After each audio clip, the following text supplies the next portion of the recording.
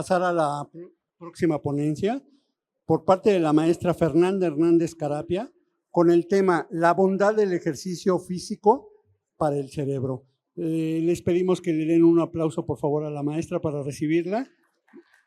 Gracias. Buenas tardes. Es un placer para mí estar con ustedes hoy.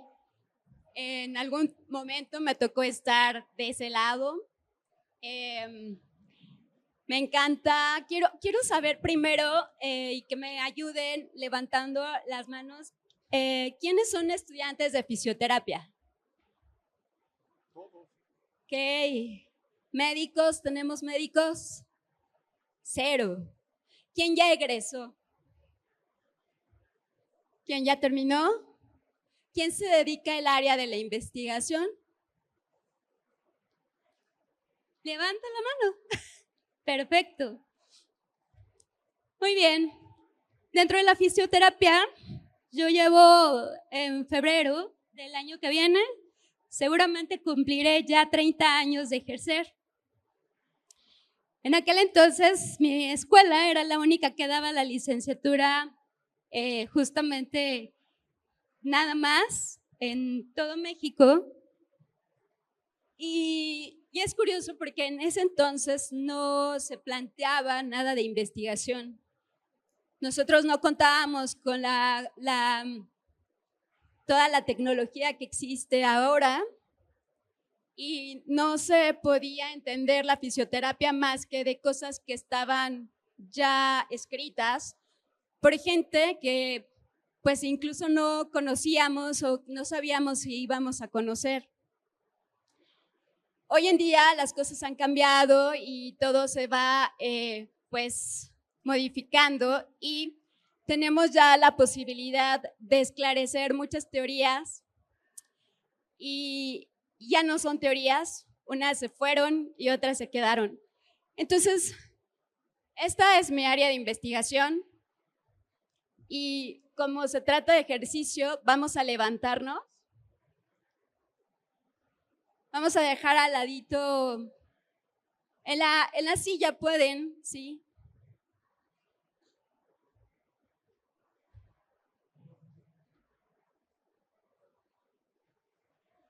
Levanta la mano quien hace ejercicio.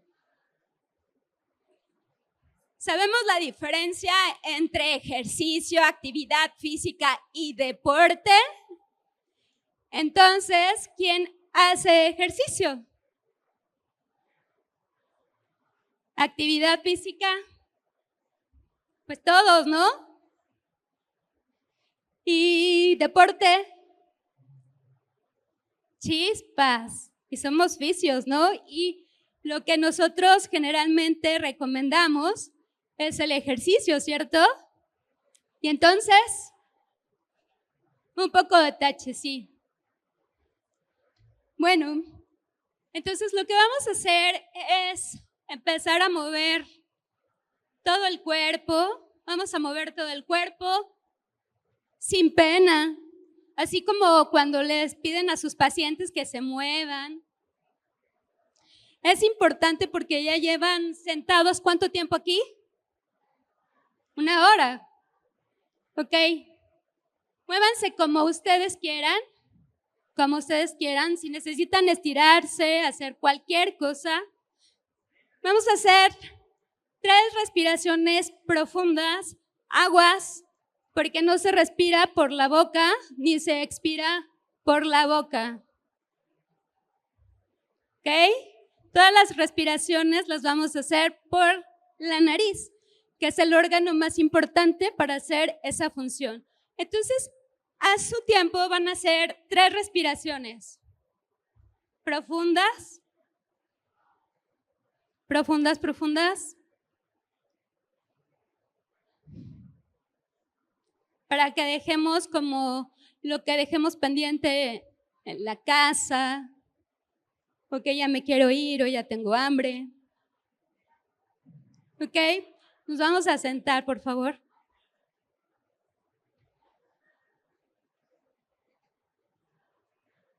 ¿Me puede pasar la siguiente?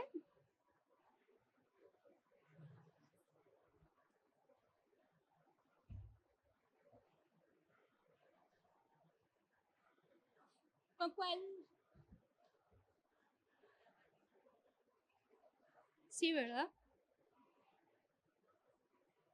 Es que sin lentes yo no los necesito. Ya se nos fue. Ok, vamos a empezar con el concepto de actividad física. Y según la OMS, es cualquier movimiento corporal, cualquiera que este sea, que lo hagas en cualquier parte, estés en el trabajo, estés en tu casa, estés donde sea, ¿ok? ¿Cuántos de ustedes, siendo fisioterapeutas, la mayoría seguramente se está moviendo constantemente, pero de la gente que está estudiando, ¿cuántas horas pasan sentados? ¿Cuánto tiempo pasan sentados? 5 horas. Obviamente, el ir al baño nos cuenta, sí, tener nuestros descansitos cuenta también, pero realmente eso es como muy poco. Cuando hablamos de ejercicio físico, bueno, este es ya tiene una estructura, es una actividad también, pero ya tiene una estructura, es una cuestión ya repetitiva y tenemos también un propósito. Es decir, elegimos qué queremos hacer de ejercicio, ¿ok? No es como la actividad física, es decir, no es como caminar para ir a mi trabajo, no es como, por ejemplo, pues hacer los quehaceres domésticos, porque eso también es actividad física, eso no es ejercicio, eso es actividad física, porque la mayoría de la gente dice, o los pacientes dicen, ay, bueno, es que yo hago todo el quehacer de mi casa los sábados o cada tercer día. ¿Eso cuenta como ejercicio o como actividad física? Ok. Y cuando ya hablamos de un deporte, pues esto ya es de manera organizada y obviamente ya le estamos dedicando muchísimo más tiempo, ¿ok? Ya es más específico, ya sabemos por dónde va. Incluso hay gente que se dedica, hay profesionales que ya se dedican a vivir de un deporte. A mí me gusta como de pronto entrar en conceptos para que al final podamos entender bien por dónde va esta plática. ¿Qué entendemos, aunque ahí ya está, pero qué entendemos como plasticidad cerebral?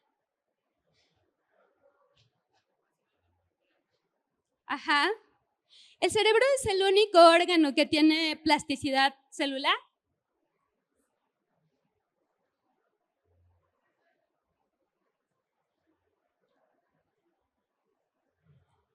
No. ¿Qué otro órgano? Ajá. El hueso, el músculo, tiene esa capacidad de poder, ¿no? Modificarse. ¿Qué otro órgano que por ahí es muy, muy importante? El corazón, pero uno que es muy picudo. El hígado. El hígado está casi atrasito del cerebro. Pero bueno, de ese cuate no vamos a hablar hoy, vamos a hablar del cerebro. Cuando hablamos de plasticidad cerebral, ¿a qué le suena?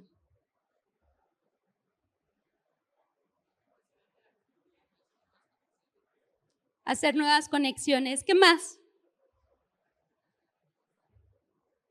Aprendizaje.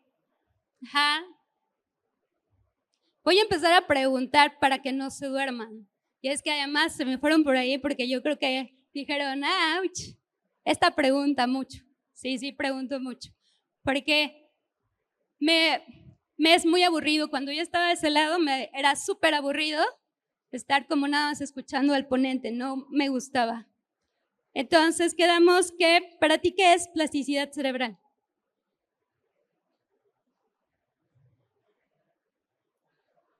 Sí.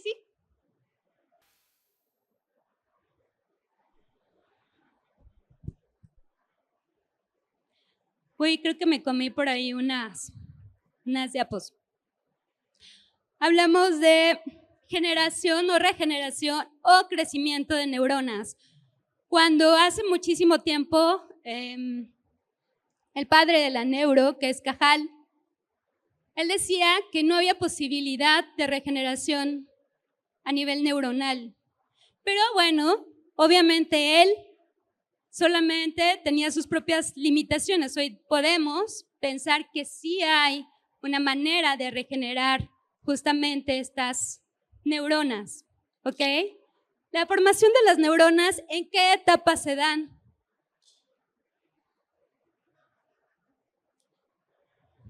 Los voy a regresar a las clases de neuro. Exacto, a nivel embrionario. Después, hay por ahí de los 3, 4. De eso, ¿no? Vamos a pensar que por ahí dejan de crecer como en la adolescencia. Sin embargo, tenemos zonas del cerebro donde todavía está modificándose. Muy bien. A él me lo voy a llevar. Corteza prefrontal. Ahí, justamente ahí, todavía hay esta posibilidad hasta los 21 o incluso 23 años para que pueda todavía madurar. ¿En qué parte hay esta formación de neuronas nuevas? ¿Ustedes lo saben? ¿O pensaron que ya se murieron y ya? ¿O con las que ya crecí? ¿O las que ya se me fueron por el celular? Ah, no es cierto. ¿Perdón? Ah, no. ¿En qué zona? ¿En qué zona del cerebro?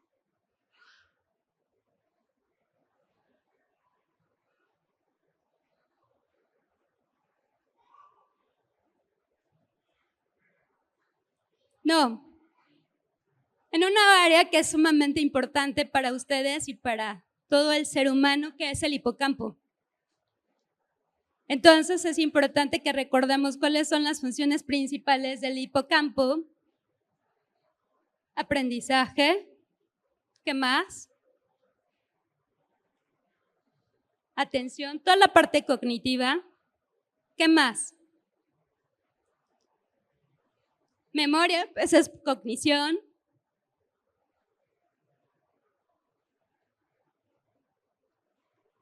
Andan fritos en neuro. Ajá, súper bien. Sistema límpico. ¿Qué más? Ahí también se controla el estrés. ¿Ok? ¿Por qué es importante hablar de esto?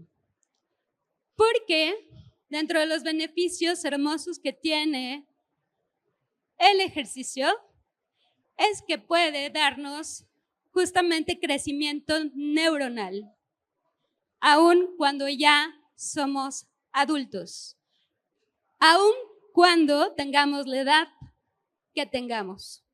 Esto es una maravilla porque si bien el ejercicio provoca este crecimiento neuronal, pues no implica que por esa razón digamos ahí como el Alzheimer o trastornos neurológicos importantes tengan como una cura, ¿no?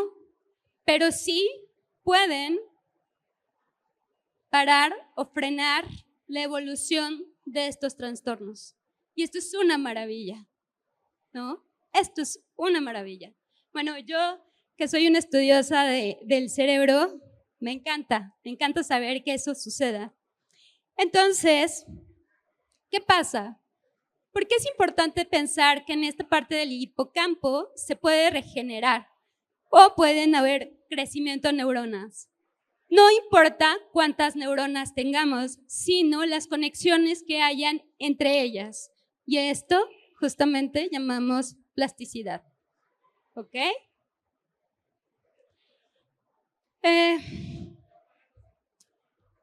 El ejercicio físico dará beneficios neurológicos o solamente a nivel musculoesquelético o a los dos. ¿Y de qué manera o de qué forma?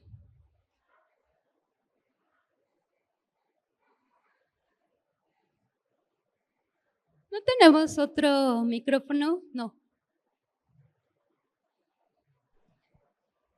También nos ayuda a regular el estado de ánimo con la producción de neurotransmisores. Bueno, eso se pensaba. Yo vine a quitarles muchas cosas que me van a odiar un poco, pero justamente antes de ir para allá, no todo el ejercicio da beneficios a nivel neurológico, solo algún tipo de ejercicio y dependiendo de cumplir con ciertas características. Si no cumple con ciertas características, el ejercicio no funciona.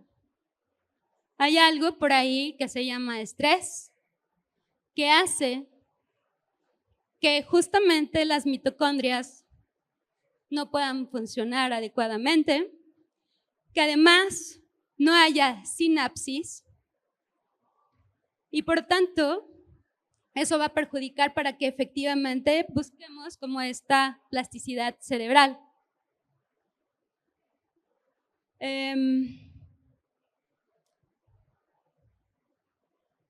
¿Cómo podemos medir la actividad física?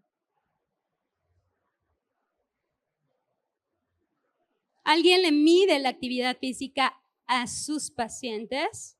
¿Hace algún cuestionario para saber cuánta actividad física hace?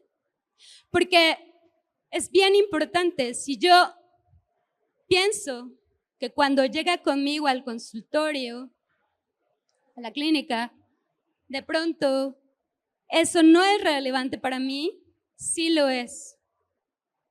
Sí lo es.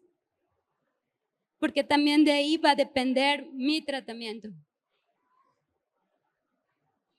¿Quién hace un cuestionario para actividad física? ¿Cuál utilizas?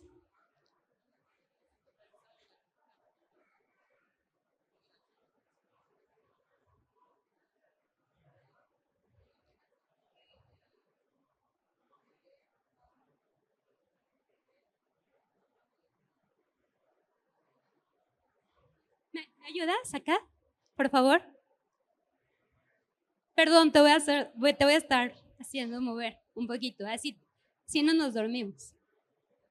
Bueno, el que yo apenas apliqué es el Cuestionario Mundial sobre Actividad Física, la modificada, la GPAQ de la OMS. Hay uno que es súper famoso y que se hizo hace veintitantísimos años, que es el IPAC. Y ese mide, ahí mide la actividad física de las personas, sea del género que sea y de la edad que sea. Y mide la actividad física por los 7 días de la semana. ¿Ok? ¿Por qué es importante checar esa actividad física? Sus caritas. Muy bien. Les digo que sí, exacto. Lo importante aquí es qué tanto esa persona se deja de mover durante todo el día. Por ahí también es importante comprender que no significa que entre que la gente que sea sedentaria sea boba o sea tonta o no sea inteligente. Hay excepciones, no necesariamente, ¿ok? Pero contemplando esto, es importante entonces recalcar que el hipocampo es encargado justamente de la función cognitiva, pero justamente su compañera hablaba como de regulación de emociones. ¿Cómo puedes medir una regulación de emoción de una manera objetiva? No. Tú liberas endorfinas. Yo, por ejemplo, aquí antes de venir, las liberé. ¿Y cómo vas a medir esas endorfinas?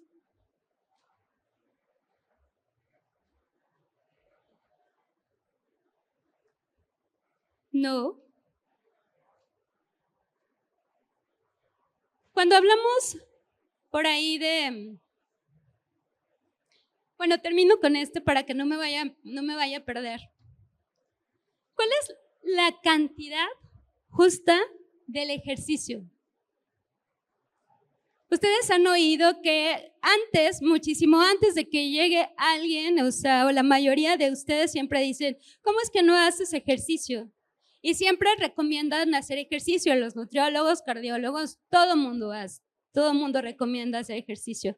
Y está muy, muy de moda, por ahí dijeron que el mejor ejercicio para la salud mental, o por ahí hace mucho tiempo, como unos 10, 15 años, salió un artículo que decía que el ejercicio era la mejor píldora para la depresión. Qué osado, ¿no? Qué osado en decir eso. Porque las personas que nos dedicamos justamente al área de la fisioterapia, pero también a trabajar con las conductas, porque no es una conducta, con las conductas humanas, eso es súper osado.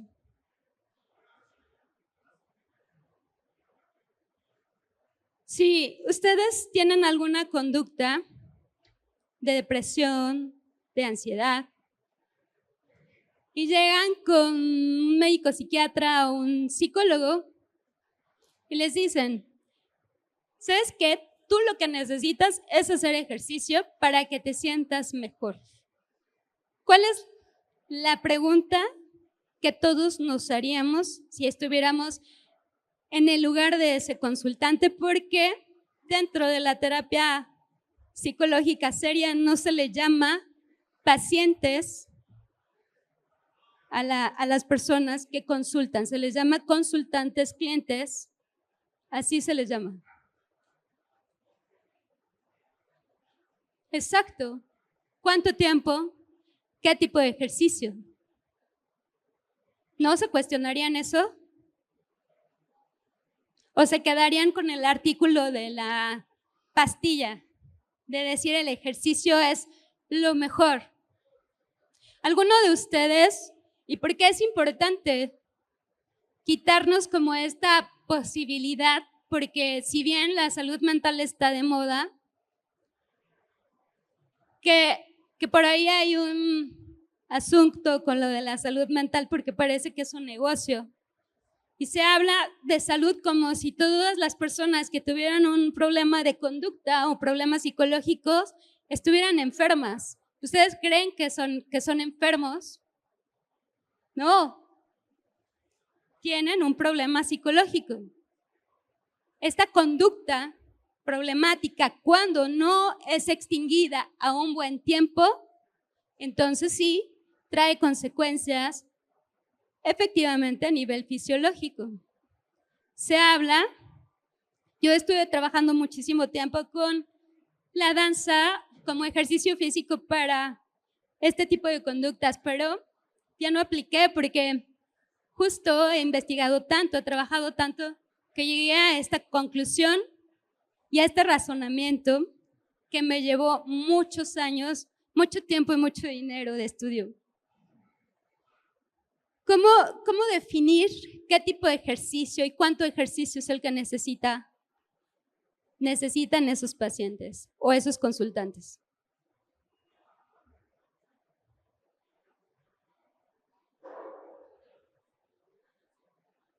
No, Tú podrías entrar a un estándar con una conducta si hablamos que cada ser humano es un conjunto de conductas.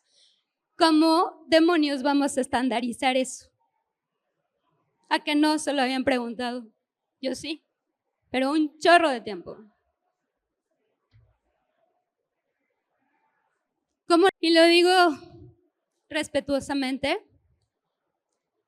que las técnicas de mindfulness, respiración, ¿qué más por ahí? El mismo baile, la yoga, son como lo que te va a ayudar en la panacea para las enfermedades mentales. Chispas. ¿Se dan cuenta? Curiosamente, los fisioterapeutas somos los que trabajamos con el ejercicio. Porque no nos hemos enfocado para poder decir qué tipo de ejercicio y cuánto ejercicio podrían hacer.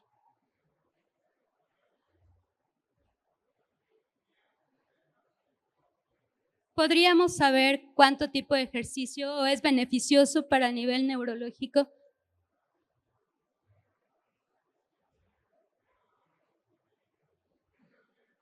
Sí, pero ahí viene un problema. Cuando hablamos de una situación neurológica, no es lo mismo, por ejemplo, en el músculo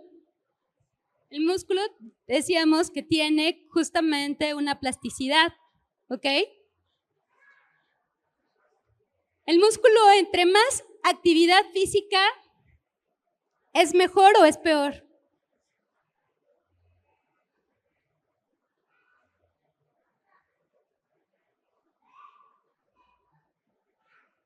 ¿Puedes ayudarme? Por favor. Que el músculo también pues tiene un límite. No te escuché. Que el músculo tiene un límite, que no siempre más es mejor. Muy bien.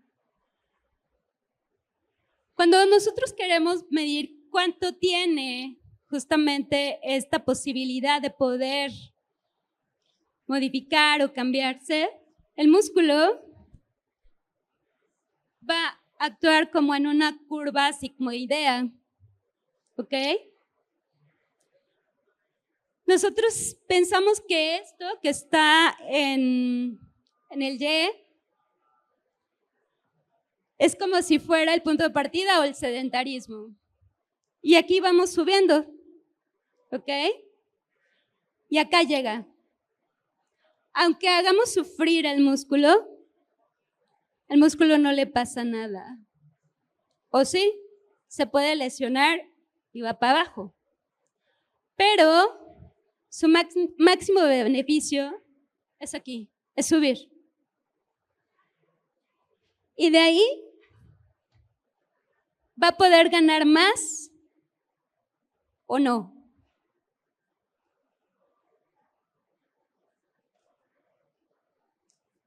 Sí, no. Lo que ganó, ya ganó. Y no va a perder. El músculo no pierde. El cerebro, sí. ¿Ok? El cerebro, esta es como su máxima, pero al llegar aquí, justamente va a bajar. ¿Cómo sabemos que estábamos llegando aquí a lo máximo o estamos forzando? Decían en los gimnasios que si no dolía, no servía. En el músculo también es una estupidez, ¿no? Pero más estupidez es en el cerebro. ¿Cómo sabemos cuánto es aquí? ¿Con qué biomarcadores vamos a checar justamente que hay un beneficio a nivel neurológico?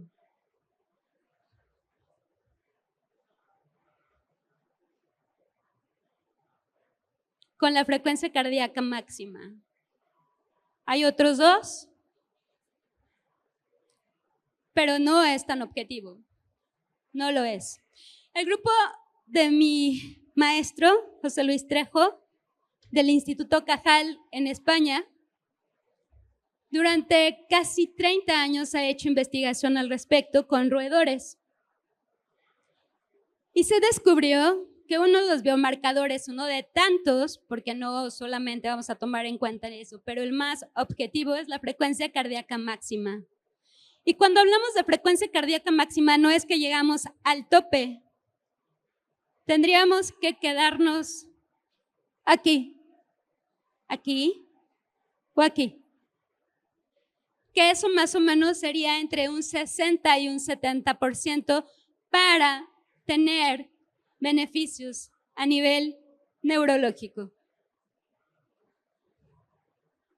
Si yo supero la frecuencia cardíaca máxima, ¿qué pasará? ¿Por qué decrece?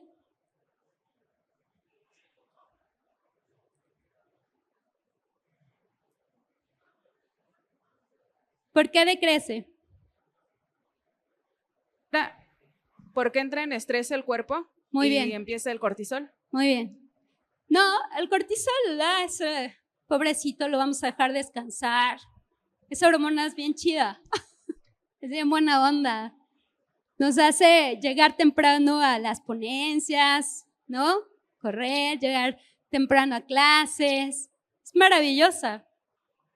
Esa más bien, la pobre es cuando nos la pasamos en la noche produciéndola, porque pues recordemos que la hormona del cortisol baja su producción ahí por ahí de las 8 o 9 de la noche y todavía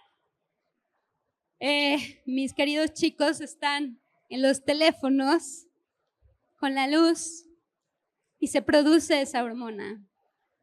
Entonces, la hormona del cortisol es bien linda, nomás que por ahí la producen cuando no se debe producir. Pero efectivamente es el estrés.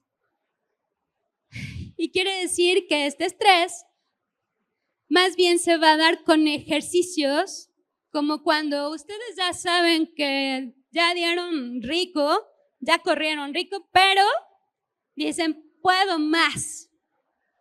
O lo que no hicieron durante toda la semana, la hacen el fin de semana, ¿no? Y dicen, oh, no, o cuánto llevan con la membresía del gimnasio pagada y no la ocupan. Y dicen, no, ahora es cuando, ya me faltan 3 meses para que se acabe, ¿o no? Y entonces, ahí están. Y ustedes según van a desestresarse. No hay beneficios. Los beneficios se pierden y es como si fueran sedentarios. No es pretexto para no hacer ejercicio o moverse. ¿Ok? No es pretexto. Entonces al pobrecito cerebro me lo hacen sufrir. Pero esta es la razón justamente cómo podemos checar cuánto ejercicio necesitamos para dar un beneficio a nivel neurológico.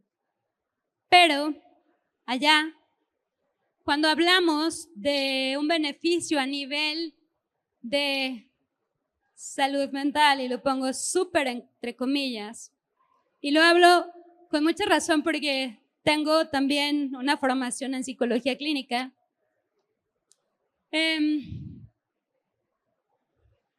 Pues, ¿cómo podemos, y regreso, cómo podemos modificar la conducta de depresión o de ansiedad, que son las más comunes?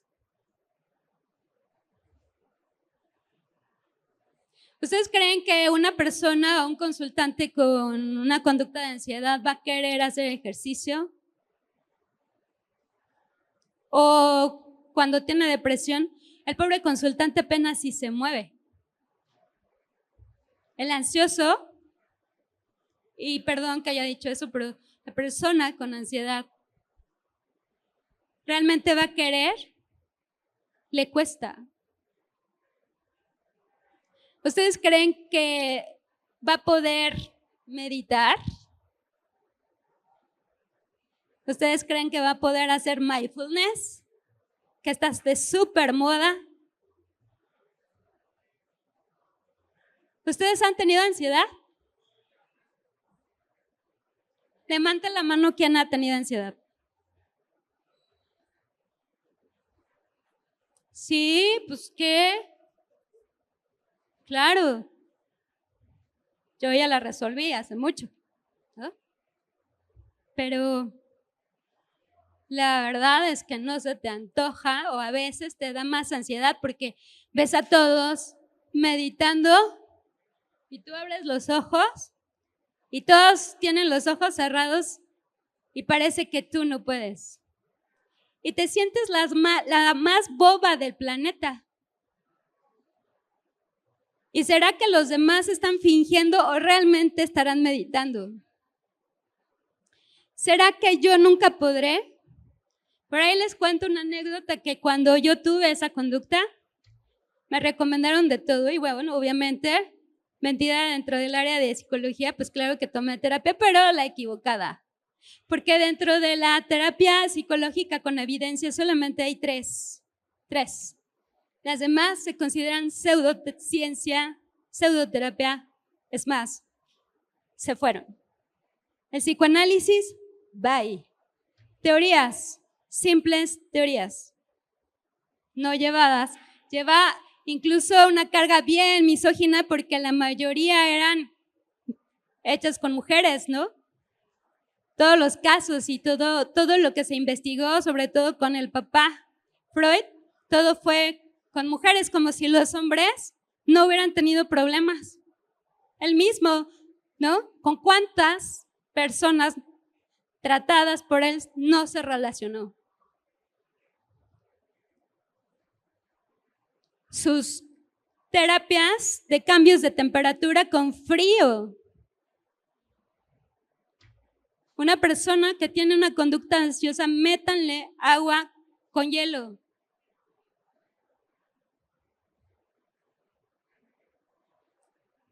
¿Qué más? La terapia gestal, bye. Constelaciones familiares, bye. Las únicas terapias que tienen evidencia, la terapia conductual, que es la que hago, la terapia cognitivo-conductual, un poco cerebrocentrista, y la positiva, que esa, híjole. Fuera de eso, nada. Y como dice bien mi maestra querida, que es una de las mejores investigadoras en habla hispana en España, la doctora María Proxán, dice que todos nuestros actos, todo lo que hacemos son conducta, todo es conducta. Pero que cada ser humano somos un conjunto de conductas. Como con el ejercicio, ¿cómo es que vamos a bajar un problema de conducta? Lo vamos a poder curar realmente con la respiración. ¿Qué sí podríamos hacer?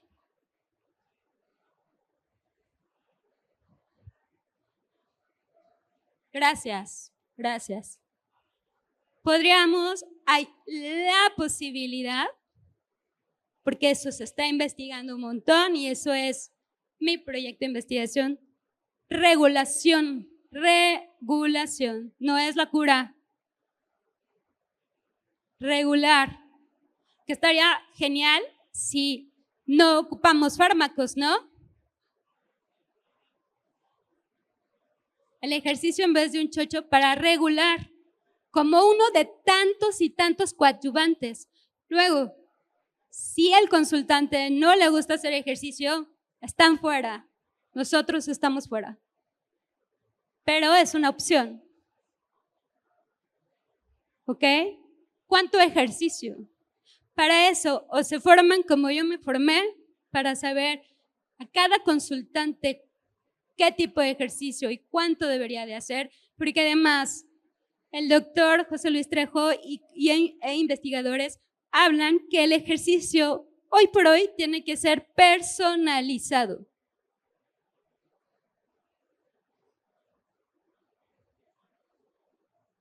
Si quieren tener beneficios a nivel neurológico, tiene que ser personalizado.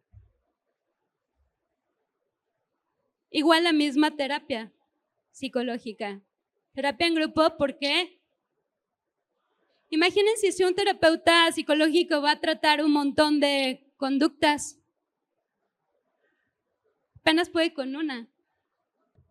Pues es el consumo máximo de oxígeno y el análisis del lactato en sangre, que esos no son tan objetivos, ¿no? Que el mejor es la frecuencia cardíaca máxima. ¿Cómo podemos saber cuál es nuestra frecuencia cardíaca máxima?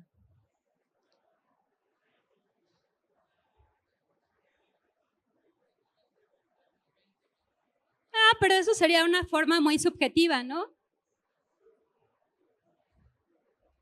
¿Perdón?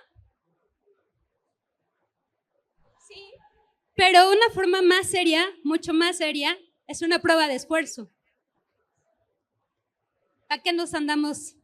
Hay una casera y esa es bien picuda y esa es la más picuda. Pero yo les aconsejaría que fuera con una prueba de esfuerzo.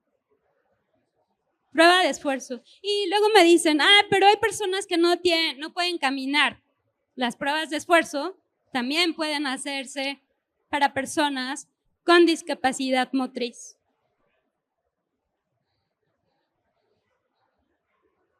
No, porque tiene mucha variabilidad eso. Y bueno, esto era lo que ya les había dicho.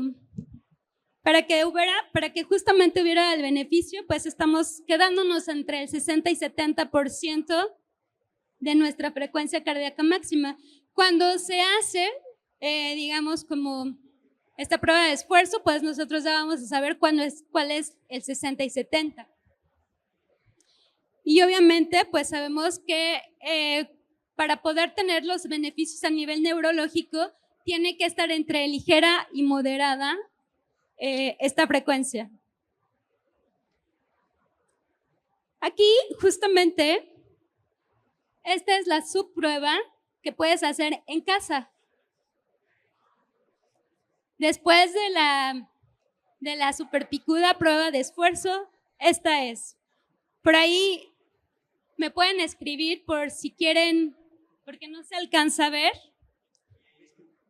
Y generalmente, el beneficio, generalmente se habla, para poder hacerlo, se habla por zonas, ¿no?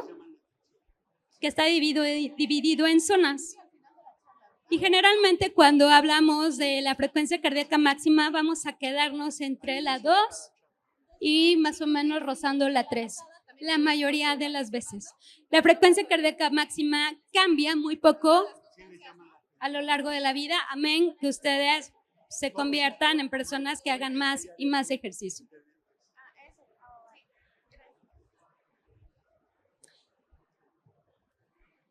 Los beneficios a nivel neurológico, ¿cuáles serían?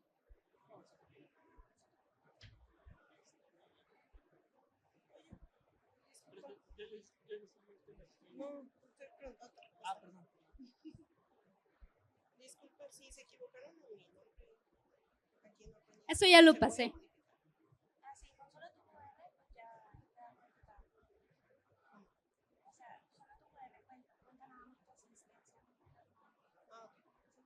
De plano no, hay un montón. ¿Me pueden prestar el micrófono? Ya casi terminamos y me interesa mucho porque esta es como la parte más importante, pues como para mí. La liberación de endocannabinoides podría ser uno. Ajá. Mayor retención de información.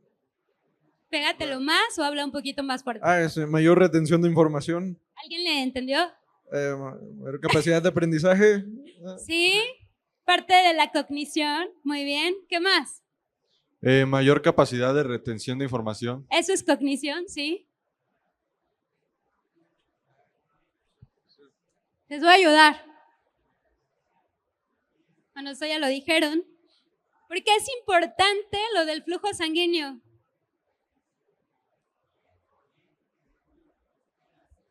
Por el transporte de nutrientes. Sí. Y cuando hablamos de transporte de nutrientes, ¿de qué células, de qué hormonas estamos hablando? O moléculas. Mitocondrias. ¿Qué más? Esquinas. ¿Ok? También dice que aumenta la complejidad de las dendritas neuronales y el número de sinapsis. Por eso es importante, eso es de las cosas más importantes. Aumenta el consumo de oxígeno en las células neuronales, las que sean. ¿Ok? Y va también a incrementar la funcionalidad y la disponibilidad de los neurotransmisores. Cuando hablamos de esta disponibilidad de neurotransmisores, ¿de qué se trata?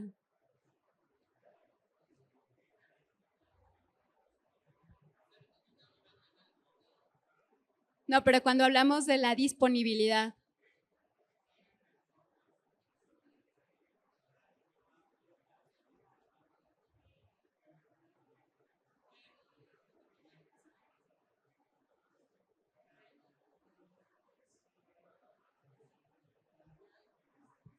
Que hay más número de neurotransmisores a un menor número de captadores, por así decirlo. No, al contrario. Aumenta, incrementa.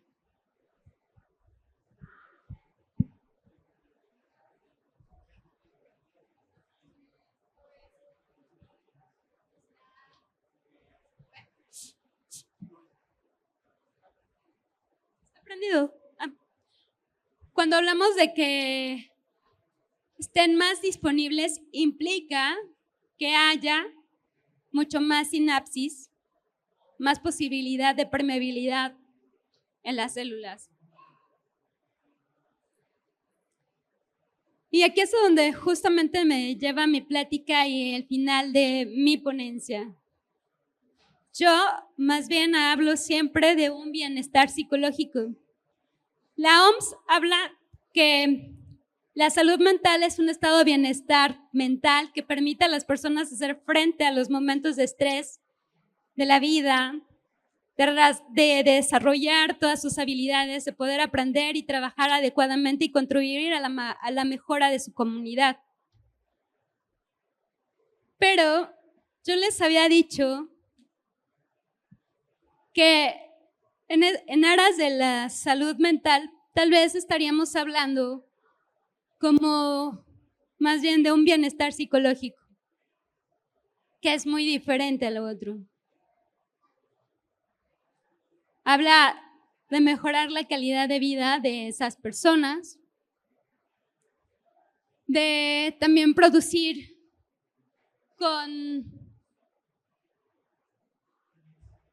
poder tener mayores herramientas para poder lidiar con los contextos, porque si bien aunque la psicología positiva habla que todo está en uno, no es así. El cambio de cada persona de nosotros, además de que está en uno, también tiene que ver con los contextos. Cuando hablamos de contexto es desde tu familia, el país, tus vecinos, en dónde vives, dónde trabajas, dónde estudias, con qué personas te relacionas. Todo eso es contexto. Tú mismo eres contexto de otros. Entonces podemos entender que una actividad física como tal no va a poder modificar conductas de una persona. puede funcionar como un regulador. ¿Para qué? Para que el consultante pueda tomar la terapia psicológica más fácil. Pero de ahí a que te cures, a que sea la solución, nanay. No toda la gente necesita tampoco terapia psicológica.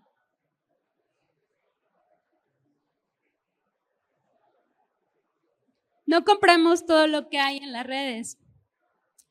Y quisiera, para terminar, pensar en por qué, y esta pregunta la hice al principio, al medio, y la vuelvo a repetir, ¿por qué no se puede utilizar o saber cuánta cantidad de ejercicio puede darnos beneficio para poder disminuir la depresión o la ansiedad?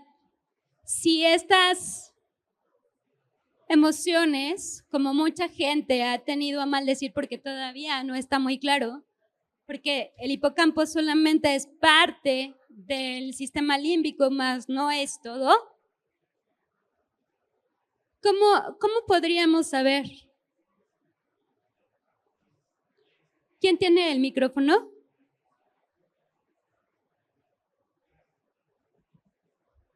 Porque quiero que piensen por ahí.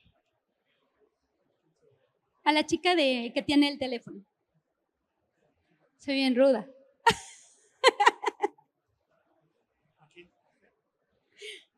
Y sí puedo repetir la pregunta. ¿Cómo crees que podríamos saber? Otra vez la pregunta, por favor. ¿Quién le puede volver a repetir la pregunta? La chica del cubrebocas. Me divierto.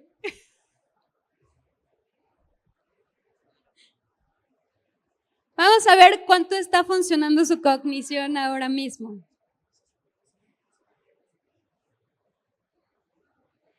¿Qué fue lo que pregunté? La pregunta fue la cantidad de ejercicio. ¿Cómo debemos saber la cantidad de ejercicio que debe realizar un paciente? Con un problema de conducta. Ahora sí, ¿me lo puedes contestar? ¿Cómo se te ocurre?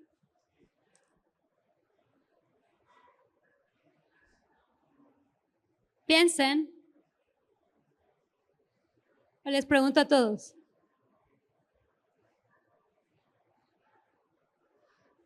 ¿Cómo se te ocurre?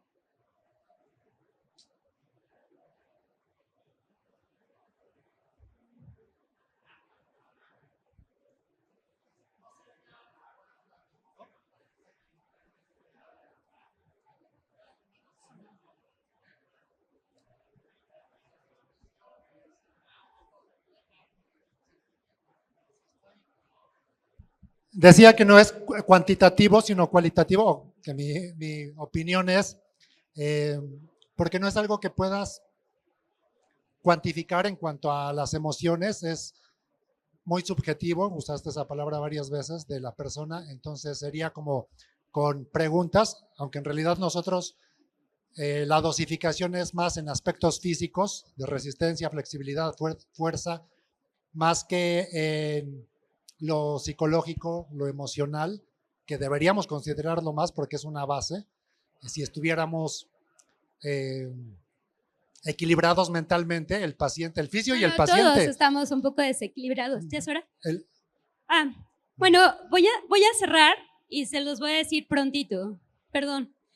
En realidad, no hay manera.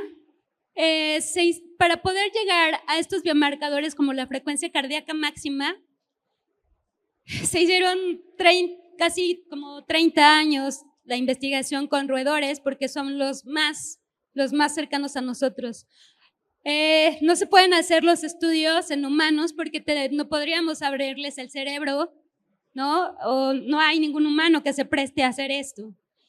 No hay por ahora ningún biomarcador que pueda, porque los únicos que podrían ser como biomarcadores son aquellos que están influenciados con una cuestión genética como los microRNA, que no sabemos si son consecuencia del beneficio del ejercicio o bien si estos provocan el cambio. ¿Y cómo es posible que no podamos saber? Sencillo, porque los ratones no hablan. Y al no hablar, no sabemos, aunque hagamos estas pruebas, no se podrá saber hasta ahora, porque como los ratones no nos pueden decir si ellos se sintieron mejor después del ejercicio o de determinada actividad física, aún manejando la frecuencia cardíaca en su 60 y 70%, evidentemente va a ser muy complicado que podamos saber hasta ahora. Lo ideal es la terapia conductual, hacer un análisis justamente de lo que está sucediendo con esa persona y si quieren trabajar con algún regulador o algún coadyuvante, esto podría ser. No todo el ejercicio es válido porque el ejercicio que se utiliza también tiene que tener una mayor cognición. El fútbol, correr, son actividades automáticas, no funcionan. Y entonces nos quedaríamos como, y además también implica como estar haciendo sufrir al cerebro porque son deportes de competición. Bueno, pues agradecemos a la maestra Liliana Fernanda Méndez su exposición. Medical Expo le da un reconocimiento y pues nosotros la despedimos con un aplauso.